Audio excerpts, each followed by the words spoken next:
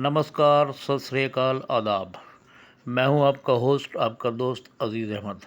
5 अक्टूबर 2024 को साउथ दिल्ली स्थित किवानिस club of new Delhi में वर्ल्ड सेरेब्रल पाल्सी डे का आयोजन किया गया। सेरेब्रल पाल्सी मतलब मस्तिष्क पक्षाघात एक ऐसी बीमारी है जो बच्चों को गर्भ में हो जाती है ऑक्सीजन की कमी से या और किसी वजहों से, और 2 साल तक के बच्चों में इसका ख़तरा ज़्यादा रहता है। इसी उपलक्ष्य में एक आयोजन किया गया जो कि किवानिस क्लब ऑफ न्यू दिल्ली ने किया, और जिसमें और कोई इंजरी कि होना महानुभावों ब्रेन ने को अपने जब विचार वो रखे, अर्ली डेवलपमेंटल जिसमें फेज में होता डॉक्टर है, तो हिमानी इसके कारण नरूला, बच्चे को जो कि एक सेरेब्रल जानी पॉल्सी मानी होती है। डॉक्टर हैं, अब उन्होंने जो 10% सेरेब्रल बच्चे होते हैं पाल्सी जो के बारे सेरेब्रल में पॉल्सी के होते हैं, विस्तार जिनके से अंदर एबनॉर्मल अवगत कराया। डेवलपमेंट होता है और बाकियों में ज़्यादातर इंजुरी या इंसल्ट होता है उस अर्ली डेवलपमेंटल फेज में, जब ब्रेन का विकास हो रहा होता है। वो विकास बच्चे के ब्रेन का 3rd वीक ऑफ प्रेगनेंसी से ही शुरू हो चुका होता है।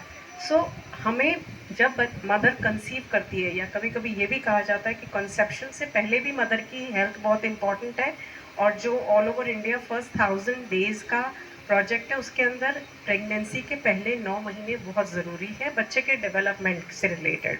So first, during pregnancy, during child birth and immediately after birth, ये 3 फेज जो हैं ये बच्चे की लाइफ के बहुत इम्पॉर्टेंट हैं, जिसमें जब मदर कंसीव कर लेती है उस दौरान उसकी हेल्थ का रेगुलर चेकअप होना, उसकी एंटीनेटल पीरियड जिसको हम बोलते हैं उसमें उसका रेगुलर चेकअप होना, ताकि कोई भी दिक्कत अगर है, क्यों सेरेब्रल पॉल्सी क्यों होती है, जब बच्चे के ब्रेन में किसी भी कारणवश ऑक्सीजन की सप्लाई कम हो जाती है, या मदर को कोई इन्फेक्शन हो गई है, हाई ग्रेड फीवर आ गया है, या कोई एक्सीडेंट, इंजुरी, इन्फेक्शन, इनमें से कोई भी रीज़न हो सकता है, राइट।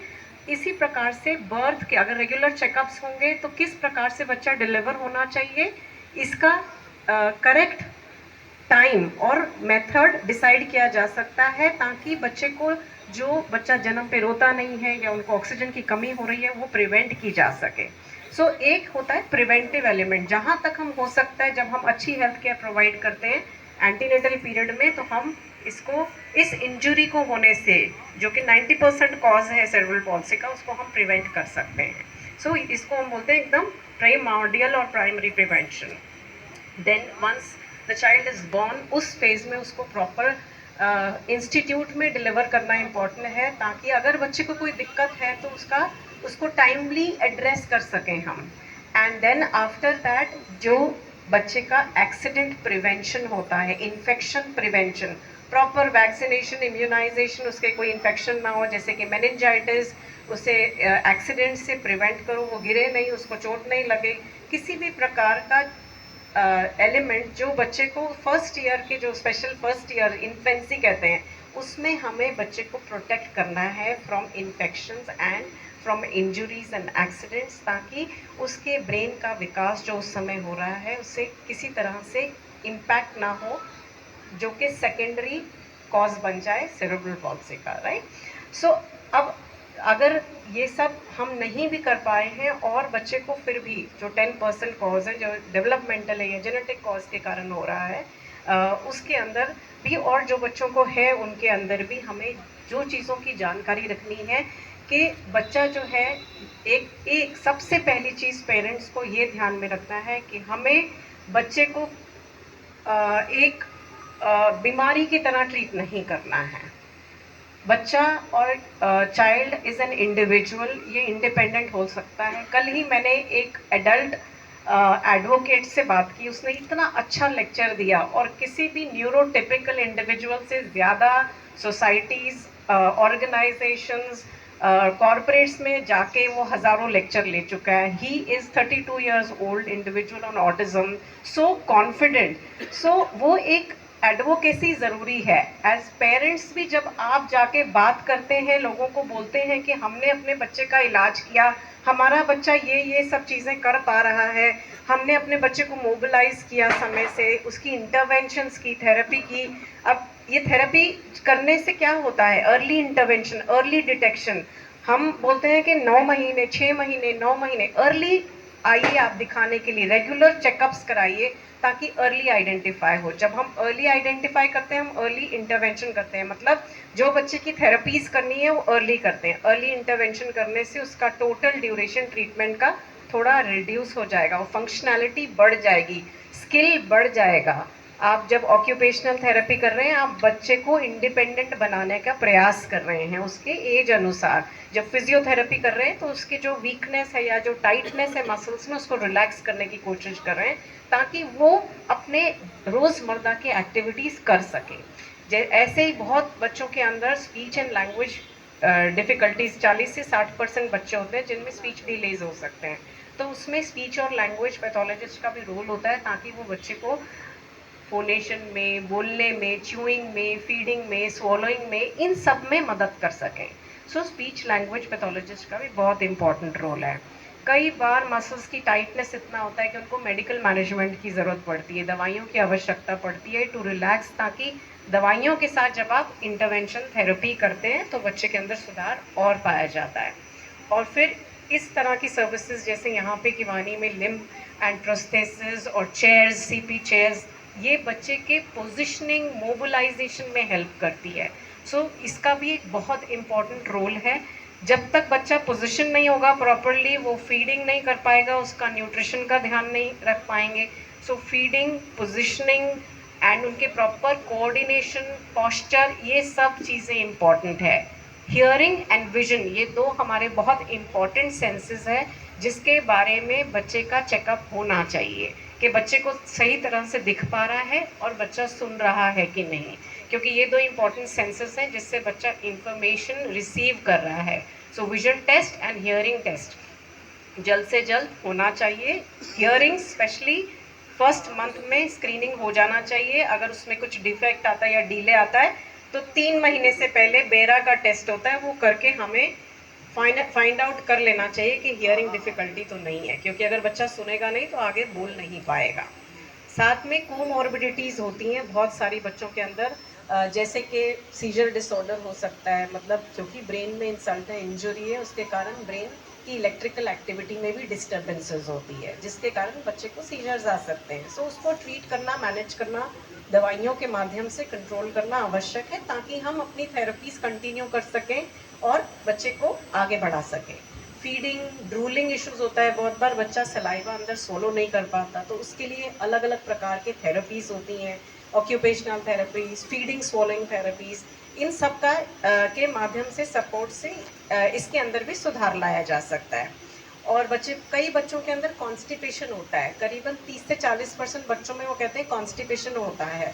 तो हमें कॉन्स्टिपेशन अगर हम ट्रीट नहीं करेंगे तो उसको रिफ्लक्स होगा, उसका वेट और न्यूट्रिशन मैनेज नहीं कर पाएंगे। बच्चे के अंदर अगर न्यूट्रिशनल डेफिशिएंसीज होंगी, मतलब जो इम्पोर्टेंट धातु है उनकी कमियां होंगी, तो फिर अगेन उसकी डेवलपमेंट में वो रुकावट डालेंगी। इसलिए उनका न्यूट्रिशन प्रॉपर होना, उनको सही मात्रा में जो भी डेफिशिएंसीज हैं उसका इलाज करना, ये सब करना बहुत ज़रूरी है। बहुत से बच्चों में बिहेवियरल प्रॉब्लम्स देखी जाती है, कोमॉर्बिडिटीज़, बिहेवियरल प्रॉब्लम्स जैसे ऑटिस्टिक सिम्टम्स या कुछ ऐसे बिहेवियरल प्रॉब्लम्स जिनके लिए हमें बिहेवियर इंटरवेंशन करना पड़ता है। सो कुल मिला के हमें बच्चे में सिर्फ एक एरिया नहीं, बच्चे के कई डेवलपमेंटल डोमेन्स के ऊपर नज़र रखना होता है, ध्यान रखना होता है। इसीलिए हम इसे बोलते हैं multi disciplinary approach, where a developmental paediatrician becomes the case manager. जो हम बीच में बैठ के एक केस मैनेजर बन जाते हैं कि अच्छा ये बंदा ये करेगा, ये थेरेपिस्ट ये करेगा, और बच्चे की पूरी होलिस्टिक केयर हो रही है और बच्चा हर जोन में धीरे धीरे प्रोग्रेस कर रहा है। सो आज यहाँ आके मेरा मोटिव मेजरली ये है, जो मुझे अपॉर्चुनिटी मिली है के लिए कि हम ज़्यादा से ज़्यादा लोगों को अवेयर करें अबाउट गुड एंटीनेटल केयर। जब मदर्स प्रेग्नेंट होती हैं तब से लेके बच्चे के जन्म से लेके उनके शुरू के जो first 5 years, I would say at least 3 years if not 5, ये बहुत इम्पॉर्टेंट है। फर्स्ट 1000 days ऑफ लाइफ जिसको हम बोलते हैं, ये बहुत इम्पॉर्टेंट है। और आप सब जितना अवेयरनेस स्प्रेड करोगे by word of mouth, experience से, एडवोकेसी से, ज़्यादा लोग अवेयर होंगे, हम इसे एक टैबू की तरह ट्रीट ना करके अपने बच्चों को ज़्यादा इंडिपेंडेंस की तरफ लेके चलें, उन्हें प्रोडक्टिव बनाएं, उनको एक हैप्पी सस्टेनेबल लाइफ दें। ये हम सबका मोटिव है जिसके लिए आज हम यहाँ एकत्रित हुए हैं। And finally, thank you so much for listening out to me and giving me that opportunity and time to be here. Thank you. Doctor Himani Nirula के शानदार वक्तव्य के बाद किवानीस क्लब ऑफ न्यू दिल्ली के अध्यक्ष श्री अजय मल्होत्रा द्वारा उन लोगों से इंट्रोडक्शन कराया गया जिनको already artificial devices, artificial hands distribute किए जा चुके हैं और उन्होंने उन डिवाइसेस का डेमोस्ट्रेशन करके दिखाया।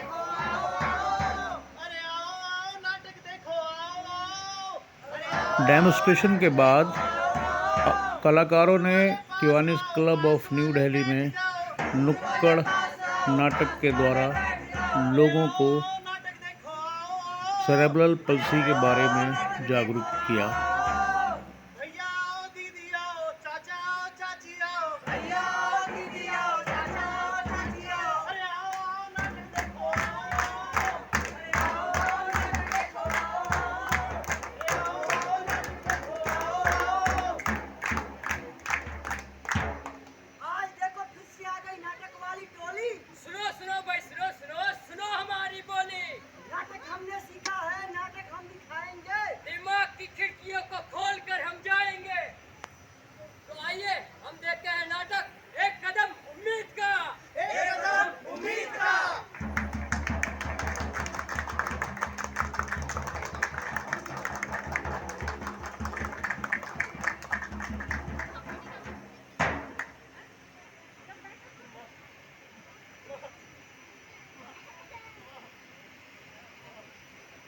नमस्ते सभी को।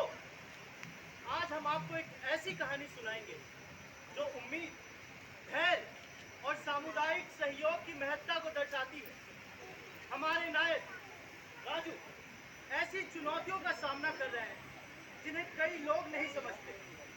चलिए देखते हैं कैसे वो और उनकी माँ सेरेब्रल पाल्सी की दुनिया को नेविगेट करते हैं।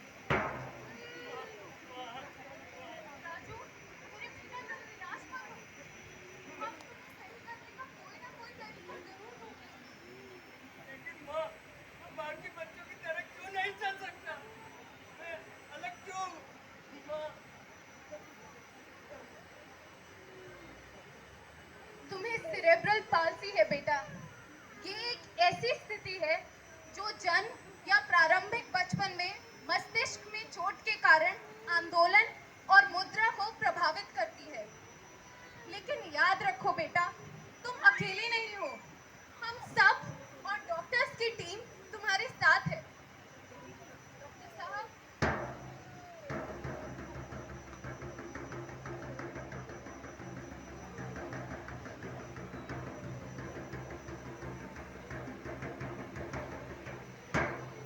सेरिब्रल पाल्सी व्यक्ति से व्यक्ति में भिन्न हो सकती है।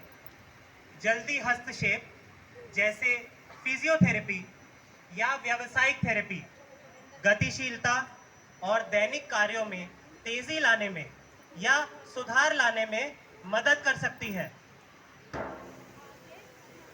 डॉक्टर साहब, हमारे पास इतने पैसे नहीं हैं। हम इन उपचारों का खर्च नहीं उठा सकते। मैं आपकी परिस्थिति समझता हूँ, लेकिन उम्मीद मत खोना। किवानीस क्लब ऑफ दिल्ली जैसी संस्थाएं मुफ्त में, जी हाँ, आपने सही सुना, मुफ्त में सेवाएं प्रदान करती हैं। हम राजू जैसे बच्चों की पूर्ण समर्थन करने में विश्वास रखते हैं और ये आगे भी करते रहेंगे। नमस्ते सभी को। हम सेरेब्रल पाल्सी वाले बच्चों की मदद करने के लिए यहाँ हैं। हम सब फिजिकल थेरेपी, स्पीच थेरेपी और विशेष चिकित्सा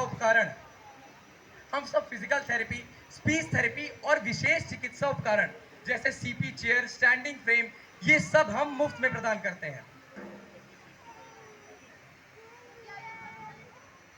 बताइए, हम आपकी किस तरह से मदद कर सकते हैं? जी हाँ, हमें इसे प्रदान करने के लिए सामुदायिक समर्थन और आपके दान पर निर्भर करता है, क्योंकि हर छोटी से छोटी योगदान का महत्व है।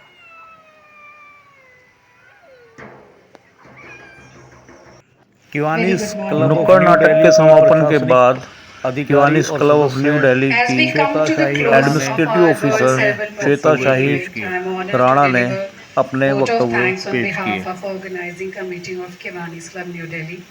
First and foremost, I wanted to express my heartfelt gratitude to the chairman Ajay Malhotra ji. A special thank you to Dr. Himani who have joined us today. VC Sanskrit Vishwavidyalaya and social welfare officers as well. Your presence signifies a commitment towards understanding, supporting, empowering individuals with cerebral palsy together. Together we can create a more inclusive society. I would also like to extend my appreciation to our sponsors. रेवांत है, दिविज है, कुछ ऐसे बच्चे हैं जिनको मैंने आज से 3-4 साल पहले जब देखा वो यहाँ आए थे, they were not being able to sit even, not even walk. They came on wheelchair and now they come on their own feet with supporting devices and getting physiotherapy and other services. I think one clap for the team of Kiwani and all beneficiaries. And one line I lastly would like to say on behalf of my kids. हर रोज़ गिरकर भी मुकम्मल खड़े हैं, हर रोज़ गिरकर भी मुकम्मल खड़े हैं, ऐ ज़िंदगी देख मेरे हौसले तुमसे भी बड़े हैं। यूं तो भटकते बहुत हैं दुनिया की भीड़ में, यूं तो भटके बहुत हैं दुनिया की भीड़ में, पर किवानियों को देखा तो लगा खुदा भी बंदों के रूप में खड़े हैं। Thank you so much for joining this event. Thank you. Shweta Shahi Rana के वक्तव्य के बाद उन बच्चों को पेश किया गया जिन्हें 5 अक्टूबर 2024 को किवानिस क्लब ऑफ न्यू दिल्ली की तरफ से आर्टिफिशियल डिवाइसेस मुफ्त में दिए गए। आप उन्हीं बच्चों को देख रहे हैं।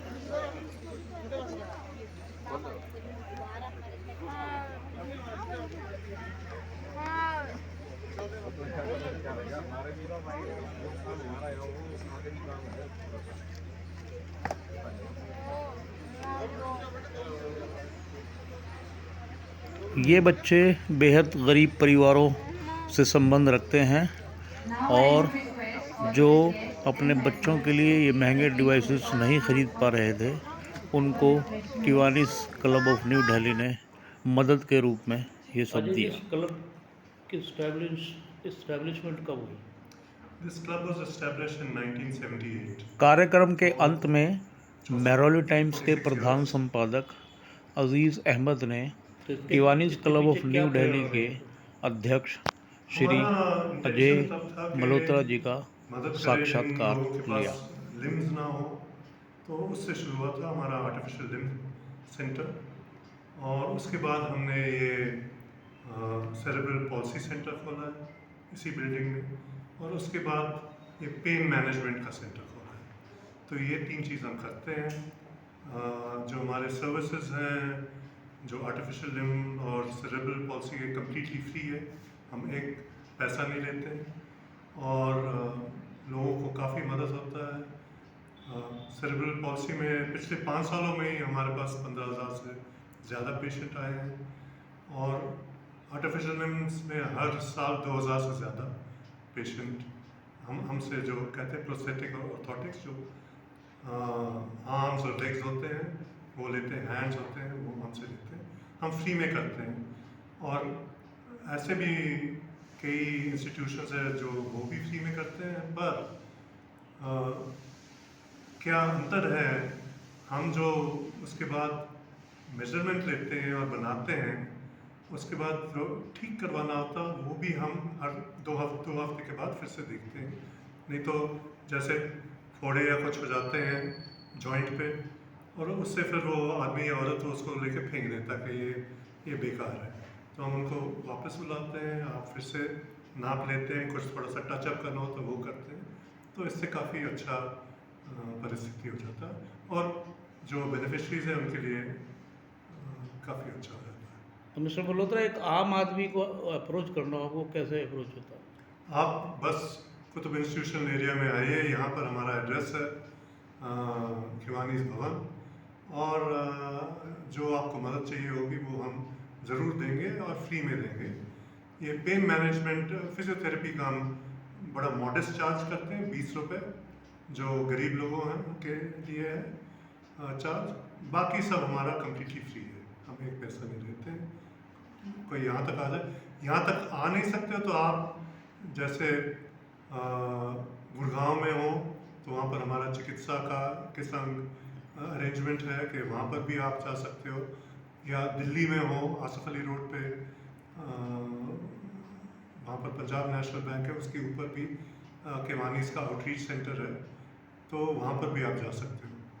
तो ये डॉक्टर की रेफरेंस तो इसमें ज़रूरी रहती होगी ना कि भाई आपको नहीं, हमारे पास डॉक्टर्स हैं जो देखते हैं और तय करते हैं कि क्या मदद देना है, क्या करना चाहिए, वो उनकी सलाह पे हम सब काम करते हैं। नहीं, तो डॉक्टर का रेफरेंस नहीं चाहिए होता, जैसे वो हम खुद ही देख के तय करते तो हैं। मल्होत्रा सर, इसमें एक क्वेश्चन ये आता है कि एक आम आदमी को तो पता नहीं है ना उसके बच्चे को क्या है या उसके बेटा या बेटी को क्या है, जी, तो वो कैसे यहाँ अप्रोच करेगा बिना डॉक्टर के? अब वो ले आए यहाँ पर, हम देखेंगे क्या है ये, अगर हम इस परिस्थिति में उनकी मदद कर सकते हैं कि नहीं कर सकते हैं, फिर वो तय कर लेते हैं। इट अगर मीन्स कोई शक हो, क्योंकि बच्चे का एक ही ज़िंदगी होता है, 5, 6, 7 साल के बाद तो फिर ठीक करना मुश्किल हो जाता है। तो अगर शक भी हो, ले आओ यहाँ पे, वो देख लेंगे, हमारा फ्री है, हम कुछ नहीं लेंगे, पैसे नहीं लेते हैं। मतलब कोई भी एबनॉर्मलिटीज पेरेंट्स देख रहे हैं तो दे कैन अप्रोच। ये भी है, क्योंकि अगर कोई और एबनॉर्मलिटी हो जो जिसका हम कुछ नहीं कर सकते, वो भी हम बता देंगे आपको कि नहीं, इस बच्चे का ऐसा स्थिति है या ये करना है और यहाँ पर आप जा सकते हो या वहाँ पर अगर सेरेब्रल पॉलिसी हो या कोई आर्टिफिशियल लिम्ब की ज़रूरत हो या कोई फिजियोथेरेपी चाहिए हो, वो तो हम बिल्कुल दे सकते हैं, और जैसे मैंने कहा, हम फ्री में देते हैं। जैसे एक्सीडेंट में, दुर्घटना में किसी का हाथ कट जाए, पैर कट जाए, हाँ, तो हम फ्री में उनको नया हाथ या नया पैर दे सकते हैं और देंगे। अच्छा मिस्टर मल्होत्रा, आप क्या सजेस्ट करेंगे देश की जनता को कि किस उम्र तक के बच्चे को आपके पास ले जाएं तो ज़्यादातर परसेंटेज ऑफ चांसेस रहेंगे? अब मैं डॉक्टर तो हूँ नहीं, पर जहाँ तक मुझे समझ है, जहाँ तक मैंने पढ़ा है, 6 साल से पहले होना चाहिए, क्योंकि उसके बाद वैसे तो शुरू से ही जैसे ही पता चले कि इनको बच्चे को कुछ मदद चाहिए तो उसको ले आना चाहिए, या तो डॉक्टर को दिखाएं या यहाँ पे ले आए। यहाँ पर भी हम, क्योंकि हमारे स्पेशलिस्ट हैं, वो देख सकते हैं, और हो सकता है कोई ऑक्यूपेशनल थेरेपी चाहिए या स्पीच थेरेपी चाहिए हो या कुछ और भी, वो देख के तय कर सकते हैं और उनका मदद कर सकते हैं। तो जल्दी से जल्दी अगर कुछ भी शक हो, इसका देख लेना चाहिए। और जैसे कई लोगों को लगता है कि भाई अस्पताल में ले जाए तो पैसे लगेंगे वगैरह, यहाँ पे ले आए, हम देख लेंगे और बताएंगे क्या क्या करना या ना करना चाहिए। और एक और बारी में कहना चाहता हूँ, हम बिल्कुल इसका एक पैसा नहीं लेते हैं। तो मिस्टर मल्होत्रा, क्या कोई ऐसा वीकली, मंथली या बाई मंथली ऐसा कोई आप यहाँ ऐसी कॉन्फ्रेंस लगते हैं अवेयरनेस की, ताकि लोग इसमें? ये जो आज का हमारा पहला है, हमने सिर्फ ये ट्राई किया है कि कैसे अरेंज करेंगे, क्या करेंगे, कैसा सपोर्ट होगा, क्या होगा। अब इसके बाद हम हर महीने करना चाहते हैं ऐसे कॉन्फ्रेंस, पर जैसे आर्टिफिशियल लिम्स पे या कुछ और के लिए या फिजियोथेरेपी के लिए, तो ये हर महीने करेंगे हम। तो नवंबर, दिसंबर, जनवरी, फरवरी, जब गर्मियों के महीने हैं तब शायद ना करें, क्योंकि वो फिर मुश्किल हो जाता है लोगों को बैठने के लिए और इंतज़ार करने के लिए। पर अभी तो शुरू किया और ये हम आगे बढ़ाएंगे ज़रूर। क्या ये पॉसिबल है कि हिंदुस्तान में हमारे इतने स्टेट्स हैं, उसमें से आप कुछ पढ़े लिखे वॉल्टियर्स जो समाज सेवा करना चाहते हैं, उनको दिल्ली बुला करके या उन्हें नियरेस्ट सेंटर बुला करके उनको आप अवेयरनेस दें, आपकी टीम, और वो अपने अपने स्टेट्स में जाकर डोर टू डोर या गांव से गांव इसके अवेयरनेस को फैलाएं? ऐसा कुछ स्कीम्स अगर आप बनाएं अभी तो? स्कीम ऐसा तो है नहीं, पर अगर कोई संस्था हो जिनको इसमें वो अगर ऐसा हमारे संग काम करना चाहिए, हम तो बिल्कुल तैयार हैं। और जैसे हम समझते हैं, जो हमारे पास जो हमारे डॉक्टर्स या फिजियोथेरेपिस्ट के पास ज्ञान है वो आगे बढ़ाने या बांटने में हमें कुछ नहीं लगता, हमारे पैसे नहीं लगते हैं। और हम चाहते हैं कि ज़्यादा से ज़्यादा संस्थाएं जो अलग अलग स्टेट्स में हो वो भी आके हमसे सीखें या हमारे पास ट्रेनिंग दें, उसमें हमारा कोई प्रॉब्लम नहीं है, हम बड़े खुशी से उनको इंकरेज करेंगे। बहुत बहुत धन्यवाद और मैं शुभकामनाएं देता हूँ अपने चैनल की तरफ से, अपने न्यूज़पेपर की तरफ से, कि आप लोग जो काम कर रहे हैं इसको ऐसे ही कंटिन्यू करते रहें और देश में अवेयरनेस फैलाते रहें। Thank you very much. आपको भी बहुत धन्यवाद।